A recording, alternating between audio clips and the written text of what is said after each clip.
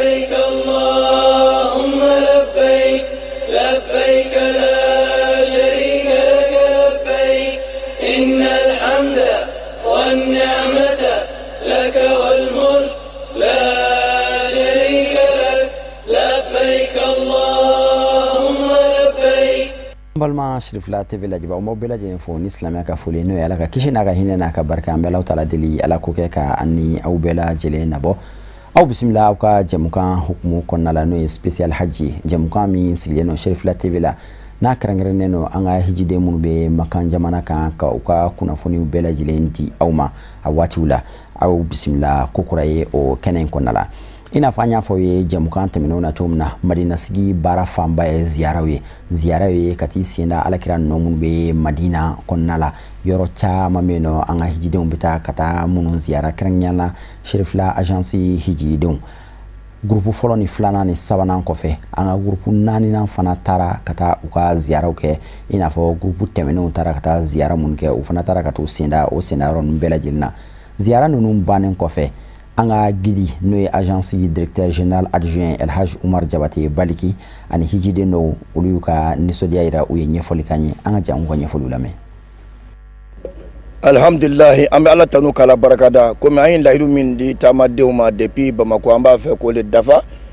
kuma do be se ka fonga barateke anya yira tamadewna mogo ye min lakali aw ya kanu lakali ngam ayre miye akode lakali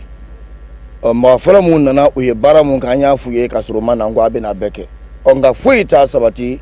fotma min nambe bikere mi go le ba sabati mami nani avion laban nana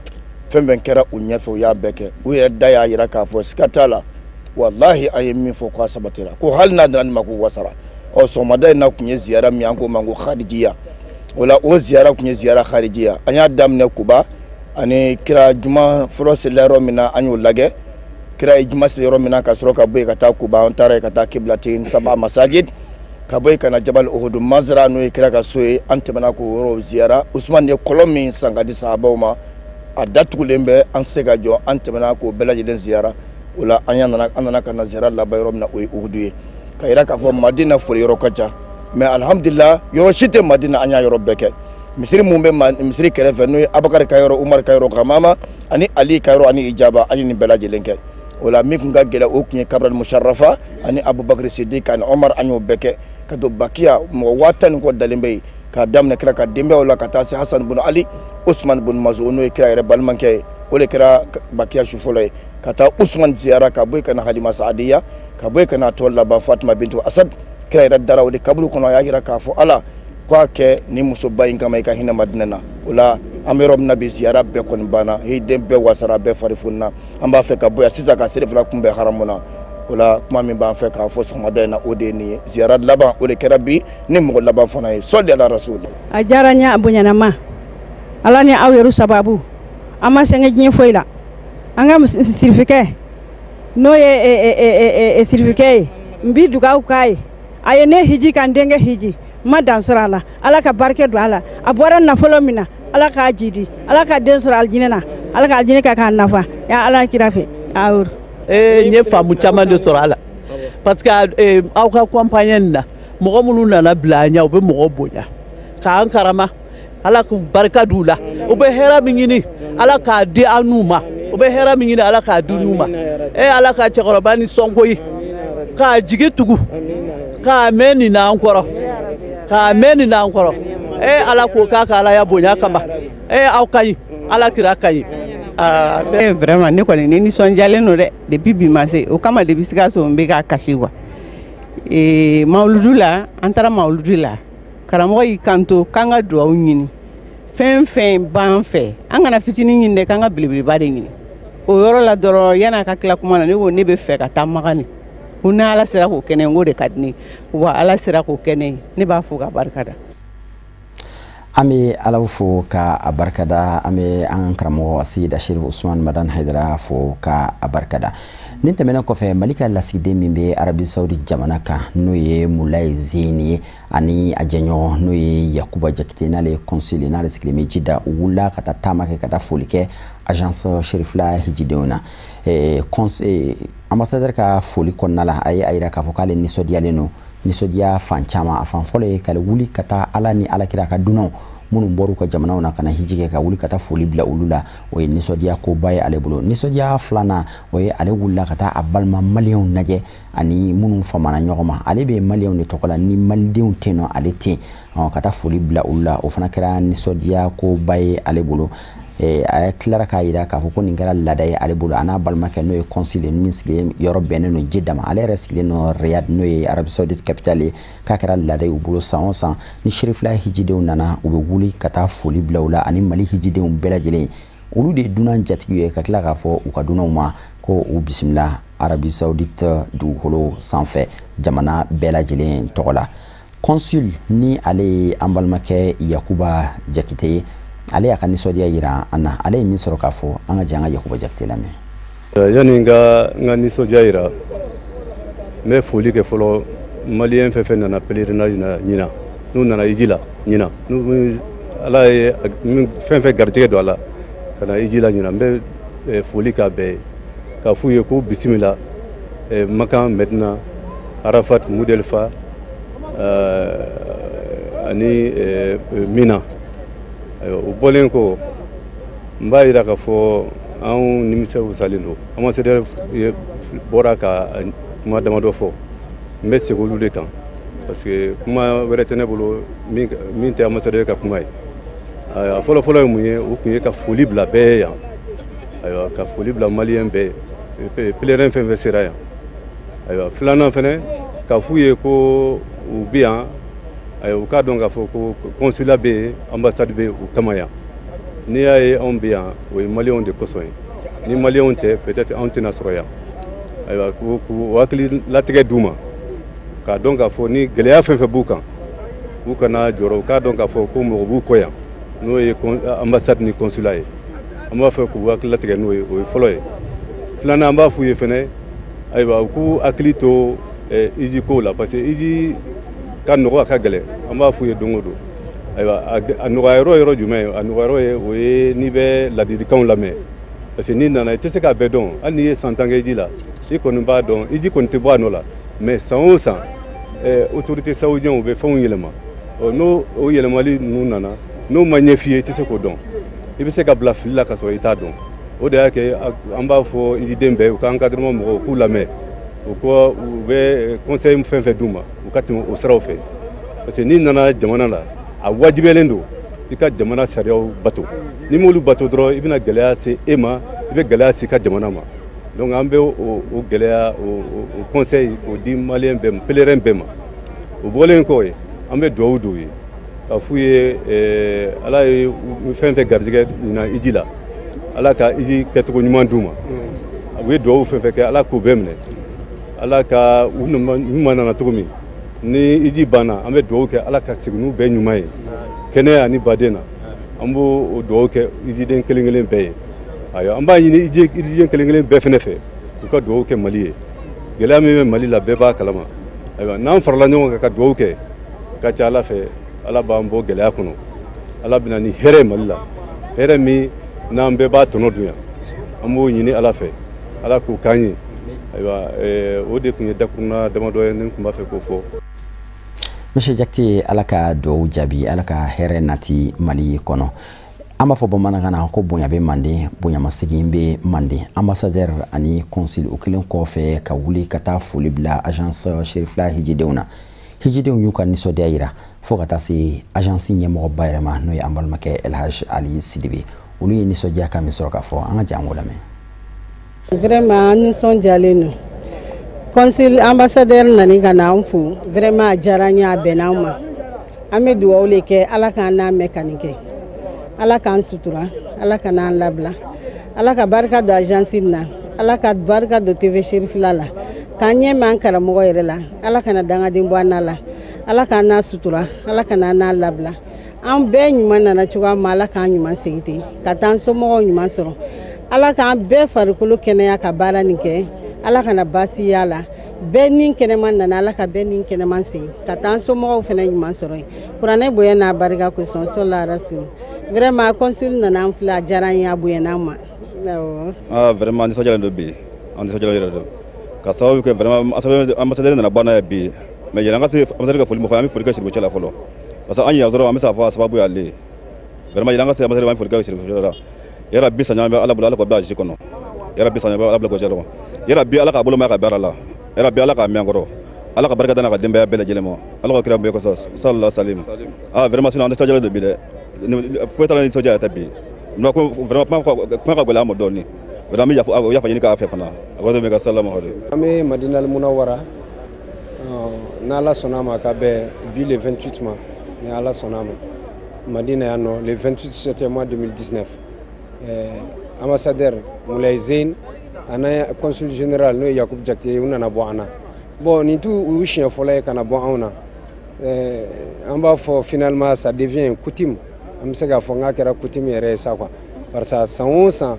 ni dekun ma kɛ fiyewu u bɛna ka n'u sen jɔ an na ka na ɲininkali kɛ an ka hijidenw ka lahalaya mun ni mun de bɛ yen pour que ka se ka olu dɔn donc u nana bɔ an na a diyara an ye kosɛbɛ a bɛnna an ma a y'an nisɔndiya a ye taamadenw yɛrɛ nisɔndiya a y'u fari foni u y'a dɔn k'a fɔ tiɲɛ la ja mɔgɔw bɛ yan minnu jan bɛ u la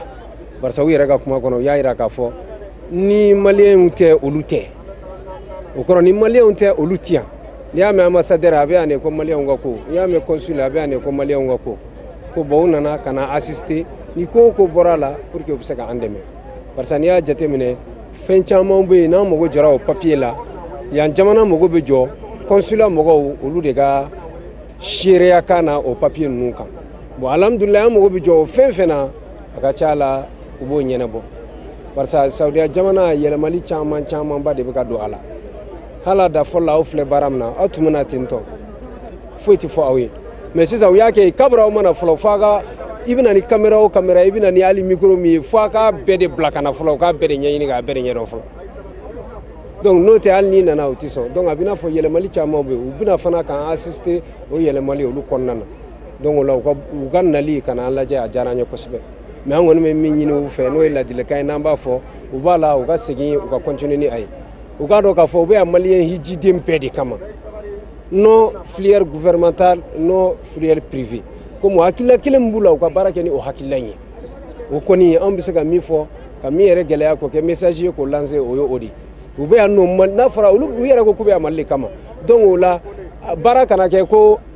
filière privée gouvernementale de nana non baara ka kɛ maliyɛn jiden n'a kelen sen cunna jamana in kan dɔrɔn ka wuli ka jɔ komi u b'o baara kelen min na an bɛ dugawu kɛ Ala ka baara in ɲɛ u bolo taamadenw fana an nana hɛrɛ la cogo min na Ala k'an sigi hɛrɛ la baara in Ala k'a nɔgɔya an ka taa somɔgɔw ɲuman sɔrɔ sɔli ala rasul Ala ka duwawu bɛɛ lajɛlen jaabi an ka hijidenw tatɔ u ni diinɛmɔgɔw bɛ taa ɲɔgɔn fɛ nka ka da diinɛmɔgɔw yɛrɛ fana kan n'o y'an karamɔgɔw ye u ni kɛnɛya tigilamɔgɔw fana bɛ fara ɲɔgɔn kan ka taga ka da kan olu fana jɔyɔrɔ ka bon hiji baara in kɔnɔna la kosɛbɛ o kama u bɛ ladilikanw di tuma bɛɛ hijidenw ma u bɛ se k'u hakili to u ka kɛnɛya bɛ se ka matarafa cogoya min na an balimakɛ Dr Yakuba Traoré ni ale ye kɛnɛya tigilama ye n'ale dalen don an ka agent chérif la hijidenw kan ka taga ani an balimamuso madame Haidara Nasu Traoré olu ye min sɔrɔ k'a fɔ an ye an ka jango lamɛn. An b'a fɔ ka waleɲuman dɔn bi an n'a bɛn ni cas min ye o ye cas une ampoule de la plante des pieds o ye an ye ladilikan min di hijiden ma u ka taama ni samara ye minnu ka samara bɛ tunu ou bien u ma samara don ka taama généralement joli bɛ b'u sen bɛɛ bɛ logologo k'a kɛ joli ye donc an n'a bɛn n'o cas de ye donc an bɛ ladilikan min di hijidenw ma toujours u kana samara di ɲɔgɔn ma n'i ye samara di tɔɲɔgɔn ma e n'a aw bɔtɔ a ma bɔ ɲɔgɔn fɛ ou bien a bɛ tunu ɲɔgɔn na i sinankolo bɛ obligé ka taama ka taa samara ɲini butigi la donc o bɛ kɛ gɛlɛyaba de ye donc toujours u k'u ka samara gɛrɛ u yɛrɛ la u k'a bila mana kɔnɔ ka bila u kɛrɛfɛ n'u bɛ seli yɔrɔ dɔ samara b'u kɛrɛfɛ u kana di karisa ma ko parce que ne n'o ka di ne n'o taama ɲɔgɔn fɛ sinon n'a tununa ɲɔgɔn na dɔrɔn a bɛ kɛ degun i ma donc a yɛrɛ ye joli in ye joli in ma nɔgɔ hiji baara tɛ taa taama kɔ n'a fɔra o joli bɔra sentigɛ kɔnɔna la dɔrɔn o ye baara de ye donc an b'a ɲini hijidenw fɛ u ka taama ni samara ye aw n'a bɛn n'u cas de bi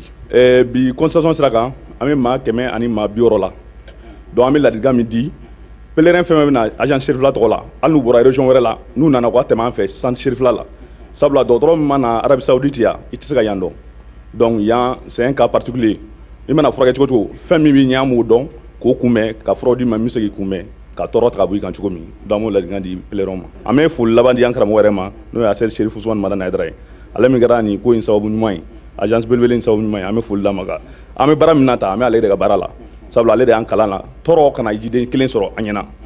tɔɔrɔ bɛ yan dɛ mais anw de bɛ don jidenw ni tɔɔrɔ cɛ. Alhamdulillah an bɛ Ala tanu ka Ala wale ɲuman dɔn ka Ala barika da anw ɲuman bɔra Bamakɔ ka na Madina yan nɔ baasi ma mɔgɔ si sɔrɔ bon an n'a ni sisan cɛ an ka fɛn fɛn kan ka kɛ baara la alhamdulillah an sera ko olu camanba kɛ donc an bɛ dugawu de kɛ Ala k'a tɔ nɔgɔya Ala ka ijikɛla bɛɛ ka iji kɛ hɛrɛ ni baden kɔnɔ Ala ka haminanko bɛɛ lajɛlen nɔgɔya an ɲuman nana cogo min an bɛɛ ɲuman ka segin ka taa an ka denbaya la yarabi an ma Ala m'o kɛra n'Ala kira yɔrɔ ma ye n'an karamɔgɔ barika ye sani ka bɔ kuma la Ala barika Ala kira barika ani an karamɔgɔ Sheikh Sherif Usman Madani Haidara barika ani Sheikh Ahmed Tidiane barika o de la bi anw sera iji in na yan nɔ an b'u fɔ k'u waleɲuman dɔn ko Ala k'u sara Ala ka dugawu ninnu bɛɛ lajɛlen jaabi. Madina sigi dɔgɔkun kelen tɛmɛnen kɔfɛ n'o ye ziyaraw ye n'o ye ka taa seli kira ka misiri la sallallahu alaihi wa sallam ka taa farida 40 sɔrɔ yen nɔ o baaraw tɛmɛlen kɔfɛ an ka hijiden kunfɔlɔw y'u labɛn k'u kunda Makka kan walasa ka taa umraw kɛ yanni ka se hiji baaraw ma. An karamɔgɔ Seyid Sherif Usman Madani Haidara a ye maa minnu da hijidenw kan a ye ladilikan min fɔ o ye hiji baara o baara n'a bɛna daminɛ u ka hijidenw lasigi ka ɲɛfɔli kɛ o ye. An karamɔgɔ Elhaj Umar Jabate Baliki a ye ɲɛfɔli kɛ an ka hijidenw ye yanni u ka taa Makka. An ka jɛ an ka o lajɛ. An bɛ Ala tanu k'Ala barika da ka ɲini se tigɛ Ala fɛ an karamɔgɔ n'o ye Sherifukɛ ya Rabbi Ala ka mɛn an ɲɛ fɛ Ala ka kɛnɛya d'a ma. Agence n'o ye Sherifula ya Rabbi Ala ka taa ɲɛ fɛ bi lajɛ kun tɛ dɔwɛrɛ ye an karamɔgɔ y'a ɲɛfɔ an ye ko baara o baara ni aw b'a kɛ ni hijidenw ye aw k'u bɔ a kalama k'a ɲɛfɔ ye parce que maa n'i bɛ baara kɛ ni maa ye kaban n'i ye fɛn fɔ a ye n'a y'a faamu kaban baara bɛ nɔgɔya nka n'i ye maa ta ka taa bila baara kɛnɛ kan k'a sɔrɔ a tɛ fɛn kalama e bɛ sɛgɛn a tigi fana bɛ sɛgɛn o de kosɔn an ye formation daminɛ depuis Bamakɔ bon an sera a bɔ komi an y'a ye ni Ala taala sɔnna a ma an bɔ waati sera Madinɛ k'an kunsi Makka ma o fana ti ɲa fana fo an ka mɔgɔw jɛrɛ ni ka kuma n'u ye ka yira k'a fɔ Madinɛ kira ye mun fɔ Madinɛ kan ani nafa duman b'a la bonya duman b'a la an da ser'o ma an bɛna bɔli min fana kɛ yan fana ni Ala sɔnna a ma an k'an ka labɛn kɛ cogo di an k'an ka ko yɔrɔ jumɛn an k'an ka fani ta yɔrɔ jumɛn an bɛ taa selijiw fana ta yɔrɔ jumɛn an y'o bɛɛ f'u ye o tɛmɛnen kɔ baara min fana bɛna kɛ fani tali kɔfɛ ani mazuratu ye mun ye ni fani taara kaban fɛn duman tɛ bɛn mun bɛ bɛn an da ser'o bɛɛ lajɛlen ma komi an b'a kalama mɔgɔw kɔni ni Ala sɔnna dɔw nana premier le 20 na dɔw kɛra 22 dɔw kɛra ka bɛn le 24 ma ni Ala sɔnna o to ka ziyaraba bɛ an bolo sini n'an fati sera an bɛ taa ka t'o kɛ ni Ala sɔnna o de y'a to an y'u jɛrɛ bi k'a jir'u la k'a fɔ tile 7 min kɛra Madinɛ an ye baara mun kɛ Madinɛ k'a bɛɛ f'u ye o ɲɛ dara yɔrɔ mun kan k'a bɛɛ f'u ye an bɛna tila ka bɔ Madinɛ an b'an kunda Makan kan fanikɛw kan ka ta cogo min k'a bɛɛ f'u ye ka tila k'a ɲini setigi Ala fɛ k'an lafiya k'an kɛnɛya nin baara in kɔnɔ o de kosɔn an y'u jɛrɛ bi nin ka nin kumakanw las'o ma u y'a yira k'a fɔ tiɲɛ na u kun tɛ fɛn caman kalama nka nin sigi in kama u bɔra kalama ni Ala ka diɲɛ ye. Walasa ka hiji baaraw ɲa hali bi Mali gouvernement ye cɛsiriba kɛ hiji baaraw la o kama o ye maa sugandi maa min ni a bɛ hiji baara ɲɛdɔn kosɛbɛ k'o kɛ kɔlɔsilikɛba ye Mali hiji baaraw bɛɛ lajɛlen kan n'o ye superviseur général ye an karamɔgɔ ani an balimakɛ Elhaj Habib Kan ni ale superviseur général ye ale ɲɛfɔli ka ɲɛ an ka jɛ an k'ale fana lajɛ. Alhamdulillah an bɛ yɔrɔ min na i komi bi Mali hijiden fanba sera yan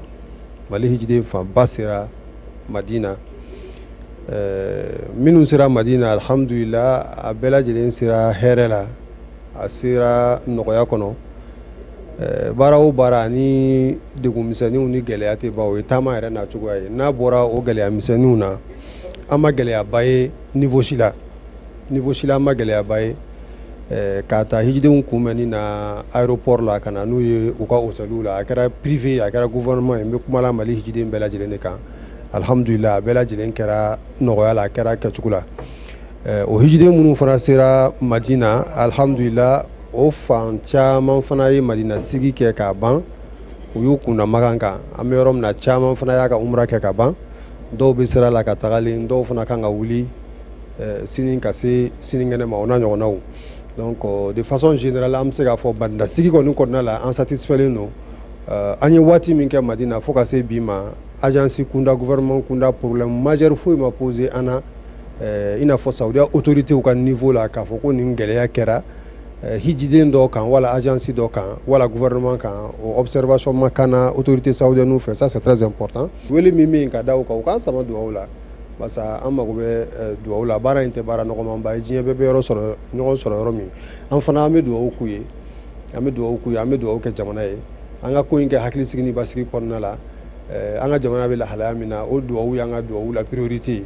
ka duwaw kɛ ka jamana basigi an bɛ duwaw kɛ an karamɔgɔw ye olu minnu kɛra sababu ye ka an kalan k'an bila silamɛya sira kan alhamdulillah an bɛ Ala subhanahu wa ta'ala tanu ka wale ɲuman dɔn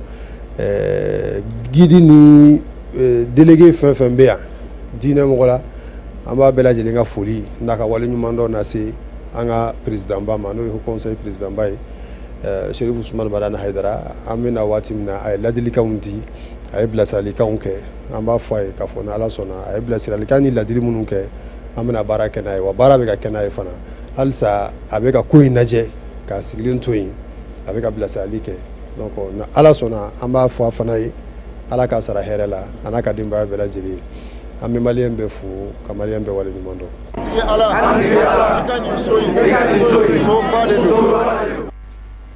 an ka bi image du jour n'o ye an ka don ja kɛrɛnkɛrɛnnen an bɛna min yira o la bi o ye misiri 7 ye n'a bɛ fɔ ko sab'u masajid misiri 7 in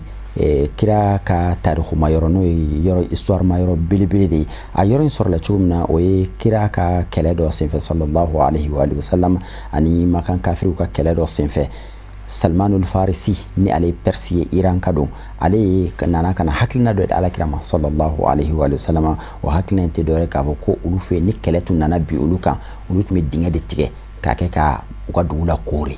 walasa jugu mana na a tɛ se ka don dugu kɔnɔ a bɛ dɛsɛ ka don dugu kɔnɔ alakira sallallahu alaihi wa sallam a ye baara kɛ ni Salman ka ni hakilina ye u ye dingɛ tigɛ ka Madina la koori walasa ka Madina protéger o sigiyɔrɔ 7 minnu tun bɛ yen o ye misiriw jɔ a la misiri 7 tamasiyɛnw de don nka bi a misiri 7 bɛɛ lajɛlen tɛ a misiri dɔ ye masjidul fatih u b'a fɔ misiri ko masjidul fatih o ye yɔrɔ min ni alakira taara sujudu kɛ a yɔrɔ la ka duwawu kɛ walasa ala bɛ se ka ghazwatu al-ahzab wala ghazwatu khandaqi se di silamɛw ma cogo min na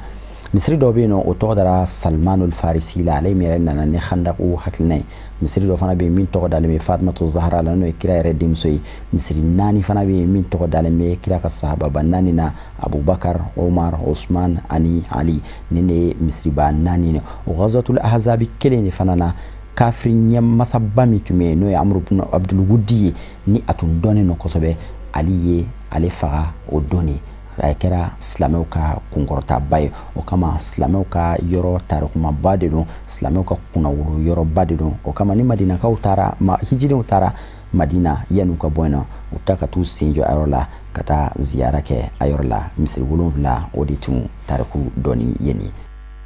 لبيك اللهم لبيك